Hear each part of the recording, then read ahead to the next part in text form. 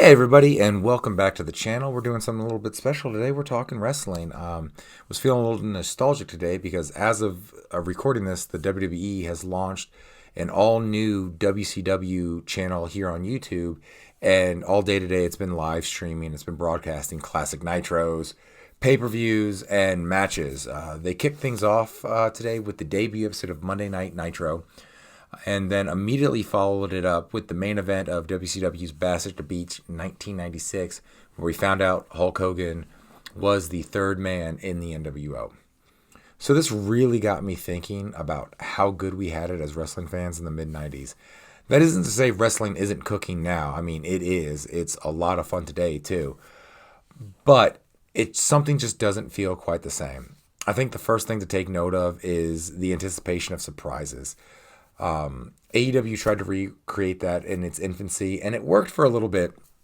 And I say only a little bit because today's wrestling surprises are hindered by the internet and social media. You don't have to look for it. You just log on to X, Facebook, Instagram, or just the internet in general, and you're going to see like someone was released by the WWE, someone's rumored to sign with AEW, and you just know if someone's been released, they're going to show up on the other show sooner or later. In the mid-90s, however, the internet was in its infancy, and it was new to pretty much everyone, and there was no social media.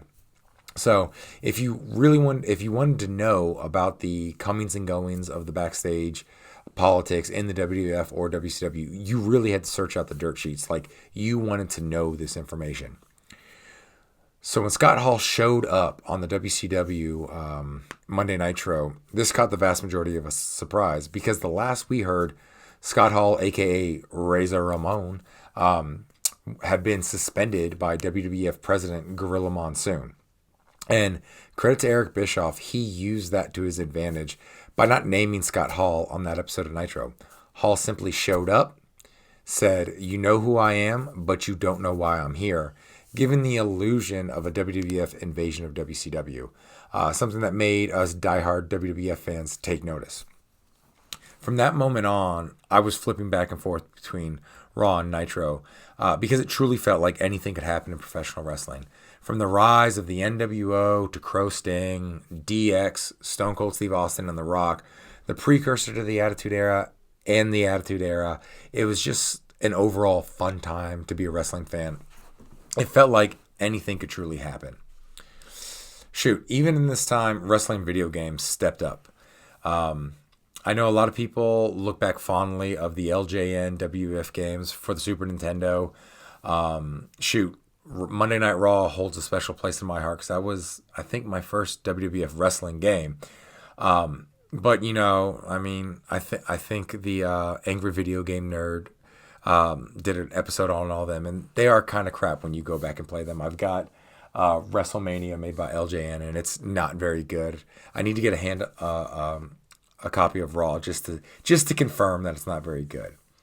But into the 3D era, the PlayStation era, the N64 era, along comes THQ and a little-known Japanese developer, at least little known in the West, known as Aki or AKI.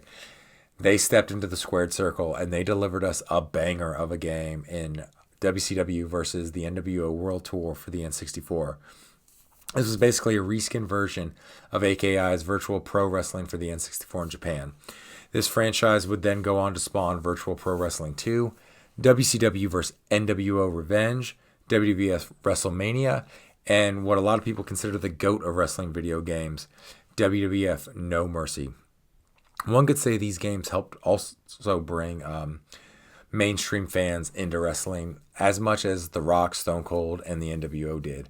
I know a lot of people in high school who got into wrestling through playing these games. They found the games a lot of fun and the colorful characters exciting. So next thing they knew, they were watching Monday Nitro and Monday Night Raw as well. I know the saying, "we didn't really know what we had," is cliched these days. It gets thrown around a lot. But I think this era of wrestling, it really rings true. Since it was pre-social media, the surprises were real. It wasn't that we heard about someone getting released and then we knew it was just a matter of time they were going to show up on the other show. No, we didn't know about all the contracts, and since these companies were filled to the brim with talent, sometimes we didn't notice someone was missing until they showed up on the other show. It was a fun time to be a wrestling fan, and it was the perfect storm of mystery and entertainment. We had cable TV, the internet was just starting up, and just all these larger than life personalities and stables. It just made this era stand out, and it was so much fun to be a wrestling fan in those days. And that's why a lot of people think it's the gold standard of wrestling. I mean, honestly, that's for you to decide if you think it's the best era of wrestling, or is today the best era of wrestling, or the new generation era, or the 80s. Some may say the 70s and 60s. It's all subjective, and it's all fun to talk about and jest in good faith. So let me know in the comments below what you think the best era of wrestling is. Is it the Attitude Era? Maybe it's today with the Bloodline and Cody Rhodes and AEW. Let me know in the comments below. I would say, as far as my favorite era of wrestlings go, I love the new generation era because we still had the colorful jobs that Duke the Dumpster Drosy, Henry Godwin, the Hog Farmer, things like that were kind of fun, and I was a kid then. But Attitude Era was great with all the surprises. And today's wrestling, I think storytelling wise, talent wise, might be the top of the top as far as that goes. So let me know in the comments below what you think. Don't forget to like and subscribe, and I'll see you in the next video. Bye now.